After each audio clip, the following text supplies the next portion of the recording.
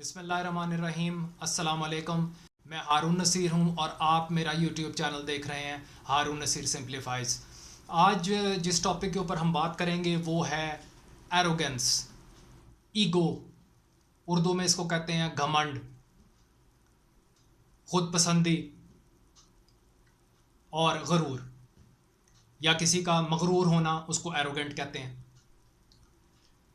इस टॉपिक को छेड़ने से पहले मेरा ख्याल है कि मैं आपको ये बात क्लैरिफाई कर दूं कि मेरे इस हिस्से के इसके एरोगेंस के हवाले से, गरूर के हवाले से, तकब्बुर के हवाले से दो पार्ट्स होंगे। पार्ट वन जो मैं आपको अभी कर रहा हूँ इसमें हम इवेल्युएट करेंगे कि हम अल्लाह के आगे कैसे तकब्बुर करते हैं, और पार्ट टू जो है उसके अंदर मैं आपको बताऊंगा कि हम उसकी मखलूक के आगे कैसे तकब्बुर करते हैं और हम तकब्बुर से कैसे बच सकते हैं।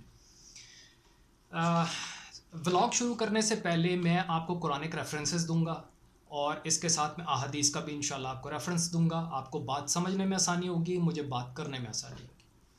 सबसे पहला जो खूबसूरत रेफरेंस मैं आपको देने लगा हूँ वो सूरह बकरा का है। सूरह बकरा सेकंड सूरा है कुरान मजीद की, इसकी आयत नंबर 34 है। इसकी ट्रांसलेशन मैं आपके सामने रखने लगा हूँ। फिर जब हमने फरिश्तों को हुक्म दिया कि आदम अलैहिस्सलाम के आगे झुक जाओ तो सब झुक गए, मगर इब्लीस ने इनकार कर दिया। वो अपनी बड़ाई के घमंड में पड़ गया और नाफरमानों में शामिल हो गया। ये तकब्बुर का पहला रेफरेंस मैं आपको दे रहा हूँ, माइंड दैट। उसके बाद सेकंड रेफरेंस जो मैं आपको कुरान में से उठा के देने लगा हूँ वो है सूरह लुकमान। सूरह लुकमान 31वीं सूरा है और इसकी आयत नंबर 18। इसके अंदर हज़रत लुकमान जो हैं वो अपने बेटे को नसीहत कर रहे हैं, लेकिन ऑब्वियसली ये एक अल्लाह हमें बताने की कोशिश कर रहे हैं, या वाया हज़रत लुकमान हमें बात को समझाया जा रहा है। अब वो नसीहत अपने बेटे को कर रहे हैं, लेकिन आपने समझना है इसको। आयत नंबर 18 यूं शुरू होती है कि और लोगों से मुंह फेर कर बात न कर, ना ज़मीन में अकड़ के चल, अल्लाह किसी खुद पसंद और फ़ख्र जताने वाले को पसंद नहीं करते। Reference number 2। Now coming to reference number 3, that is सूरह अन-नहल। सूरह अन-नहल जो है इसमें ये 16वीं सूरा है कुरान मजीद की, और इसकी मैं आयत नंबर 22 आपके आगे रखने लगा हूँ। तुम्हारा अल्लाह बस एक ही अल्लाह है, तुम्हारा अल्लाह बस एक ही अल्लाह है, मगर जो लोग आखिरत को नहीं मानते उनके दिलों में इनकार बस के रह गया है और वो घमंड में पड़ गए हैं। Reference number 3। अब मैं आपको एक चौथा रेफरेंस दे रहा हूँ जो बहुत ही खूबसूरत रेफरेंस है सूरह हदीद के अंदर। सूरह हदीद कुरान मजीद की 57वीं सूरा है, यानी 57, और इसकी जो आयत नंबर मैं आपके सामने रख रहा हूँ वो है 23। ये इस तरह शुरू होती है, ये सब कुछ इसलिए है ताकि जो कुछ भी नुकसान तुम्हें हुआ उस पर तुम दिल शिकस्ता ना हो, और जो कुछ तुम्हें अल्लाह अता फरमाए उस पर फूल ना जाओ। अल्लाह ऐसे लोगों को पसंद नहीं करते जो अपने आप को बड़ी चीज़ समझते और फ़ख्र जताते हैं। मैंने आपको 4 कुरानिक रेफरेंसेस इस वक्त कोट किए हैं, 4 आयात कोट की हैं। आप यकीन करें कुरान मजीद इससे भरा पड़ा। It's just a tip of the iceberg. जो मुझे समझ आ सकी, जो मुझे बहुत अपील की आयात, मैंने वो निकाली जो इस टॉपिक के अंदर मैं इनिशियली आपके साथ डिस्कस कर सकता था। मेरा ख्याल है ये चीज़ें बहुत हद तक चीज़ों को सम अप कर रही हैं। इसके बाद मैं आपको 2 अहादीस इसके मुतालिक बताना चाह रहा था। एक हदीस है सही मुस्लिम में, हदीस नंबर 5455, 5455। जो शख्स तकब्बुर से अपने कपड़े घसीटेगा, जो शख्स तकब्बुर से अपने कपड़े घसीटेगा, अल्लाह रोज़े क़यामत उस पर नज़र करम नहीं फरमाएंगे। ये जो कपड़े घसीटने वाला मामला है, ये जो उमरा थे, शहज़ादे थे, अच्छे लेवल और स्टेटस के लोग थे उस ज़माने में, उनका एक ये स्टेटस सिंबल गिना जाता था कि वो लंबे जुब्बे, लंबे कपड़े ऐसे या लंबे कुर्ते पहनते थे जो कि कई फीट तक ज़मीन पर घिसट रहे होते थे, और ये एक स्टेटस सिंबल होता था। تو جب وہ خانہ کعبہ کا طواف کرنے آتے تھے تو آبویسلی وہ ایک جو دوسرے اصحاب ان کو دیکھتے تھے تو دیٹ واز لائک کہ وہ اپنے آپ کو شاید سپیریئر شو کرنے کی کوشش کر رہے ہیں، یا انویلنگلی اس کو ہم کہہ لیں کہ وہ آبویسلی ایک سپیریورٹی تو سامنے آ جاتی ہے. تو باقی جو اصحاب ہیں وہ اس سے جو ہے وہ ان کو اچھا نہیں لگتا تھا. تو نبی صلی اللہ علیہ وسلم نے اس طرف بھی ان کی توجہ مبذول کرائی کہ یہ مناسب نہیں ہے، جب آپ اللہ کے گھر میں آئے ہیں تو آپ یہ چیزیں چھوڑ کے آئیں. اس کے بعد جو سیکنڈ حدیث جس کا میں آپ کے ساتھ ذکر کرنا چاہ رہا ہوں وہ ہے ترمذی، اور یہ صحیح مسلم میں بھی ہے. یہ حدیث جو ہے دونوں جگہ پہ ثابت ہے، اور اس کا نمبر ہے ترمذی میں 1998 1998. آپ صلی اللہ علیہ وسلم فرماتے ہیں وہ شخص جنت میں داخل نہیں ہوگا جس کے دل میں رائی کے دانے کے برابر بھی تکبر ہوگا، اور وہ شخص جہنم میں داخل نہیں ہوگا جس کے دل میں رائی کے دانے کے برابر ایمان ہوگا. میں نے اب اپنا جو ولاگ شروع کیا ہے، بیسیکلی میں آپ کو پتہ ہے کہ I try my level best کہ میں قرآنک ریفرنسز سے آپ سے بات کروں، احادیث کی روشنی میں آپ سے بات کروں. کچھ میرے اپنے اوپینینز ہوتے ہیں، وہ ڈیفینیٹلی میں مینشن کرتا ہوں، یہ میرا اپنا اوپینین ہے، یا آبویسلی وہ پتہ بھی چل جاتا ہے کہ I am just giving my own opinion into that, and you are more than welcome کہ آپ اس کے اندر اپنا کامنٹ کریں، بتائیں، اگر کہیں کوئی غلطی کمی کوتاہی ہے اس کو بھی پوائنٹ آؤٹ کریں. دیکھیں، تکبر اور خود پسندی جو ہے نا، اس کا وجود اس وقت ہمارے سامنے آیا تھا جب ابلیس نے اللہ تعالیٰ کو انکار کر دیا حضرت آدم علیہ السلام کو سجدہ کرنے سے.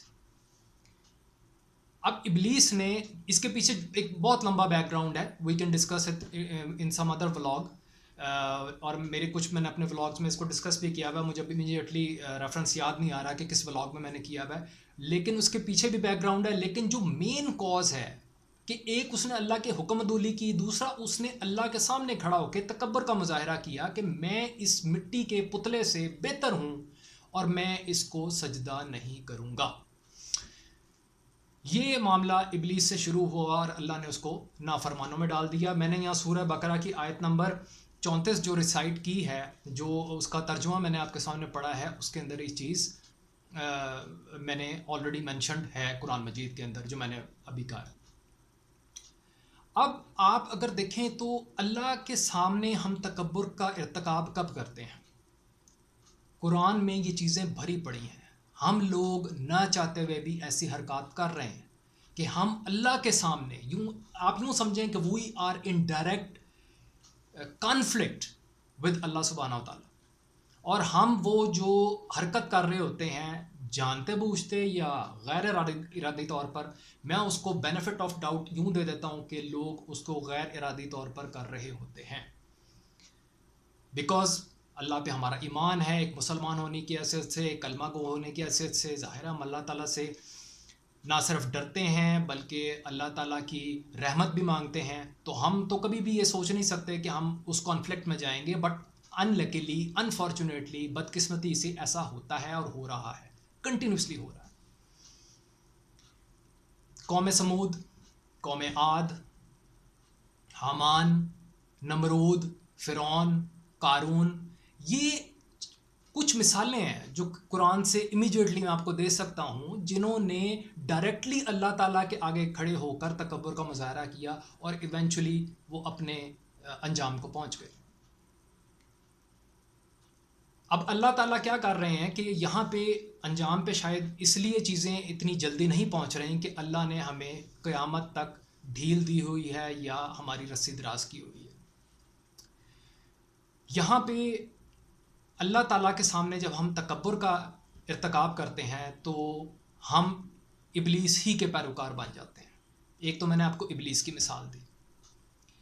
دوسری جو امیڈیٹ مثال میرے ذہن میں آئی ہے وہ آپ دیکھیے کہ جب عید الاضحیٰ کے اوپر ہم قربانی کے جانور خریدتے ہیں تو اس کے اندر یہ نیت تو آبویسلی اس بندے کی ہے، میں اس پہ تو قطعاً یہ شک یا ایسی بات نہیں ہے کہ وہ آدمی اللہ کی رضا کے لیے نہیں کر رہا، لیکن وہ انجانے میں ایک ایسی حرکت کا بھی مرتکب ہے جو ڈائریکٹلی اللہ کے ساتھ آپ اللہ نعوذ باللہ کہ آپ متصادم ہو رہے ہیں. وہ کیا ہے کہ وہ اس چیز کی شیخی بگار رہا ہے، اس چیز کو پبلسائز کر رہا ہے، ایڈورٹیزمنٹ کر رہا ہے کہ جی میں یہ 5 لاکھ روپے کا بکرا خرید کر لایا ہوں، میں 15 لاکھ یا 20 لاکھ روپے کا بیل خرید کر لایا ہوں. اب وہ کیا کرتا ہے کہ اگر وہ خود نہیں بتا سکتا وہ اپنے چھوٹے بچے کو بتا دیتا ہے, وہ جا کے پورے محلے میں یا گلی میں نشر کر دیتا ہے. آپ مجھے بتائیں کہ ایک آدمی جو قربانی افورڈ نہیں کر سکتا, کوئی آدمی حصہ ڈال رہا ہے, کوئی آدمی شاید اپنا حصے والا معاملہ بھی شاید ختم ہو گیا ہو, کوئی آدمی بمشکل اپنی دال روٹی اس سے پوری کر رہا ہے اور وہ اپنا ایک اینڈز میل پورا کر رہا ہے, آپ جا کے اس کو آگے کہیں کہ جی میں نے 15 لاکھ روپے کا بیل خریدا ہے, وہ کیا اس کی کیا کیفیت ہوگی اس وقت؟ یا 5 لاکھ کا 4 لاکھ کا بکرا اس کے آگے جا کے یہ کہیں, اس کو اس سے کوئی غرض نہیں ہے آپ یہ کیا کیوں کر رہے ہیں. اور میں آپ کو حقیقت بتاؤں, اللہ کو بھی اس سے کوئی غرض نہیں ہے کہ آپ کتنے لاکھ کا, آپ 1 کروڑ روپے کا بکرا بے شک ذبح کر دیں, اگر آپ کی نیت شہی بگارنے کی ہے, اس میں متکبرانہ سوچ ہے, اللہ کو آپ کی وہ قربانی چاہیے ہی نہیں ہے. آپ اس کو چیز کو خام خواہ باطل کر رہے ہیں, خام خواہ آپ اس چیز کو کنٹروورشل کر رہے ہیں اللہ کی نظر میں, اللہ کے سامنے. اللہ کو اس کا نہ خون پہنچتا ہے, نہ اللہ کو اس کا گوشت پہنچتا ہے, اللہ کو صرف آپ کی نیت پہنچتی ہے. ایک آدمی ہے, اس کی پوری نیت ہے کہ میں نے اس دفعہ قربانی کرنی ہے, بالکل at the end of the time آ کے نہیں اس کے پاس پیسے, نہیں اس کے پاس ایسے وسائل ہو سکتے, تو آپ کیا سمجھتے ہیں کہ اللہ کو نہیں پتا؟ اللہ کو پتا ہے, اللہ جانتے ہیں اس کو اللہ نے اجر دینا اس کی اس نیت کا یا نہیں. اس کی نیت تو اچھی تھی نا, وہ اچھا کام کرنا چاہ رہا تھا, نہیں کر سکا, سرکمسٹانسز ایسے ہو گئے, وہ بھی اللہ کی مرضی کے ساتھ ہی ہوا جو کچھ ہوا. انفارچونیٹلی یہ ایک اسپیکٹ ہے, ہم لوگ اس کے اندر ایک چیز کر دیتے ہیں. اس کے بعد ایک اور جو بہت بڑا اسپیکٹ ہے کہ جو افراد حج کرنے جاتے ہیں, وہ کیا آپ سمجھتے ہیں کہ وہ خود سے حج کرنے گئے ہیں؟ میں تو ایسا نہیں سمجھتا. اس میں اللہ تعالیٰ کی کہیں ہر لیول کے اوپر اللہ تعالیٰ نے ایسے سیکوینس آف ایونٹس بنا دیے ہوتے ہیں کہ وہ آدمی اللہ کے حضور پہنچا ہوتا ہے. میں آپ کو کبھی اپنی بھی حج کی کہانی سناؤں گا انشاءاللہ, آئی ہوپ آپ کو اچھی لگے گی. لیکن میں آپ کو بتانا یہ چاہ رہا ہوں with my own personal experience, number 1. Number 2, جو ہم اپنے آس پاس دیکھتے ہیں کہ وہ آدمی اگر وہاں اس موقع پر پہنچا ہے, اس میں اللہ کی ہی مرضی شامل ہے. وہ صحت مند وہاں پہنچ گیا ہے, زندہ وہاں پہنچ گیا ہے, اپنے تمام وسائل اسباب استعمال کرتا ہوا وہاں پہنچ گیا ہے. وہ جہاز نیچے بھی گر سکتا تھا, اس بندے کی ڈیتھ بھی ہو سکتی تھی, اس بندے کی ڈیتھ یہاں پہلے ہی ہو سکتی تھی جانے سے پہلے, لیکن نہیں, وہ وہاں پہنچا. اب جو وہ وہاں پہنچ گیا, اس نے حج پرفارم کر لیا, اس نے خانہ کعبہ کا طواف کر لیا, اللہ کی نشانیاں وہاں دیکھ لیں جو. اور یہ میں آپ کو بتاؤں کہ واقعی جب وہاں آپ جاتے ہیں تو آپ کی ایک لیول اور ہو جاتا ہے آپ کی تھنکنگ کا, آپ کا ایک ٹوٹلی ایک ڈفرینٹ بال گیم ہو جاتی ہے. آپ یہاں بیٹھ کے جو ایک ہمارا ہم خانہ کعبہ کی روز تصویر دیکھتے ہیں یا ہم لائیو ویژولز دیکھ رہے ہوتے ہیں, لیکن جو وہاں جا کے دیکھنا یا جو کیفیت ادھر ہے وہ بیان نہیں ہو سکتی. اب معاملہ کہاں گڑبڑ ہوتا ہے؟ معاملہ خراب ہوتا ہے جب وہ آدمی واپس ملک میں لینڈ کرتا ہے. جب وہ آدمی واپس ملک میں لینڈ کرتا ہے تو وہ حج کر کر آیا ہے, اور وہ اگر حج کر کے آیا ہے تو وہ ایک فریضہ انجام دے کے آیا ہے. آپ یہ بات یاد رکھیے گا, وہ کسی پہ احسان نہیں اس نے کیا, اس نے صرف اپنی ذات کے اوپر احسان کیا. اب پرابلم یہ ہے یہاں پہ جب اس کو ریسیو کرنے پورا گاؤں پہنچ جاتا ہے, وہ آدمی, یہ ایک ہیومن نیچر ہے. اب اس کو پھول بھی چڑھ رہے ہیں, اس کو پہنائے جا رہے ہیں, اس کو چادریں بھی آپ پہنا رہے ہیں, اور بوسٹنگ ہو رہی ہے ڈھول کی تھاپ کے اوپر, اس کو اس کے گھر تک چھوڑ کے آپ آ رہے ہیں. وہ آدمی جو وہاں سے وہ اللہ کا ایک امپیکٹ لے کے اپنے دماغ میں آیا, یہاں آ کے آپ نے اس کے اوپر ہمارے جو معاشرتی شیطان ہے وہ آپ نے اس کے اوپر چھوڑ دیا. یہ ہو ہی نہیں سکتا کہ وہ آدمی اس کے حصار سے باہر نکل سکے. وہ اپنے آپ کو وی آئی پی سمجھنا شروع کر دیتا ہے. 4 یا 5 دن کے بعد وہ ایسا سینہ تان کے سب کے سامنے چل رہا ہوتا ہے جیسے اس نے بہت کوئی آؤٹ آف دا آرڈنری کو کام کر دیا. بھائی یہ آپ کا فرض تھا, بالکل اس طرح جس طرح آپ روزہ رکھتے ہو, بالکل اس طرح جس طرح آپ نماز پڑھتے ہو. یہاں میں یہ نہیں کہہ رہا کہ اس کی خوشی میں شریک نہ ہو, ہمارا خوشی کا انداز شیئر کرنے کا طریقہ ہی غلط ہے. آپ یقین کریں کہ مڈل ایسٹ کے لوگ جہاں پہ آپ جاتے ہیں یہ حج کرنے, وہ آپ کا مذاق اڑاتے ہیں, وہ الٹا ہنستے ہیں کہ یہ کیا کر رہے ہیں آگے سے. کہیں سے یہ آپ مجھے بتائیں یہ روایات ثابت ہوں جو ہم یہ کر رہے ہیں یہ کلچرلی ہم ہندوانہ رسوم و رواج کے ساتھ جوڑ کے ہم نے یہ چیزیں کرنی شروع کر دی ہیں. یہ چڑھاوے چڑھانے اور اس طرح جس طرح کہ ہم خانقاہوں میں اور یہ درباروں میں ہم لوگ کر رہے ہیں, یہ ڈائریکٹ وہی امپیکٹ ہے جو ہم اس آدمی کے اوپر کر رہے ہیں.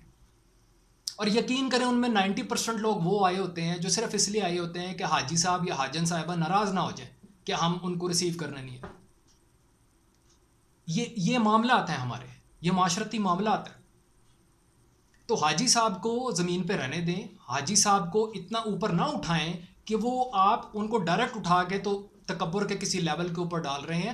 یہ ایک بہت بڑا فیکٹر ہے. آپ ان کے ساتھ اس چیز کو شیئر کریں, ان کی خوشی کو شیئر کریں, ان سے وہاں کے ایکسپیرینسز شیئر کریں. But the way we make that person VVIP, I just don't understand that. یہ دنیا میں کہیں نہیں ہوتا سوائے یہ انڈو پاک کے, یقین کریں کہیں نہیں ہوتا. امریکہ سے, نارتھ امریکہ سے اتنے لوگ, کینیڈا سے لوگ آتے ہیں حج کرنے, مڈل ایسٹ سے لوگ ہر سال حج کرنے گئے ہوتے ہیں. It is nothing of this sort what happens in our country. اور وہ بندہ جو ہے وہ 70 75 80 سال کی عمر میں اگر اس کو اللہ نے کو عقل دے ہی دی ہے کہ وہ چلا گیا, حالانکہ he should have gone 50 years ago, but if he is going at that time even then, کم از کم آپ ان کو اس لیول پہ نہ لے کے جائیں. آئی ہوپ میری بات جو ینگ جنریشن ہے اس کو سمجھ آ رہی ہوگی. جو لوگ حج کے لیے جا رہے ہیں برائے مہربانی وہ بھی اپنے رشتہ داروں کو کہیں کہ بس جو واجبی سے لوگ ہیں 2-3, اگر کوئی آپ کا بیٹا ہے, بیٹی ہے, یا آپ کا ماں یا باپ آپ کو ریسیو کرنے آتے ہیں, دیٹس فائن. ادروائز یہ اس طرح پورا محلہ اکٹھا کرنے کی کوئی ضرورت نہیں ہے. آپ حج کر کے آ رہے ہیں, ہر آدمی آپ کو خود بخود مبارکباد دے گا. اور آپ ڈاؤن ٹو ارتھ رہیں, آپ اس میں تکبر کا اظہار مت کریں. آپ غیر ارادی طور پہ اس میں تکبر کا اظہار کر رہے ہیں. یہاں پہ میں اپنا پارٹ 1 کنکلوڈ کرتا ہوں. امید ہے آپ لوگوں کو بات سمجھ آئی ہوگی. جو میرا سیکنڈ پارٹ ہے اس کے اندر میں آپ کو بتاؤں گا کہ ہم غیر ارادی طور پہ اللہ کی مخلوق کے ساتھ کیسے تکبر کا مظاہرہ کرتے ہیں اور ہم اس سے کیسے بچ سکتے ہیں. جزاک اللہ خیر.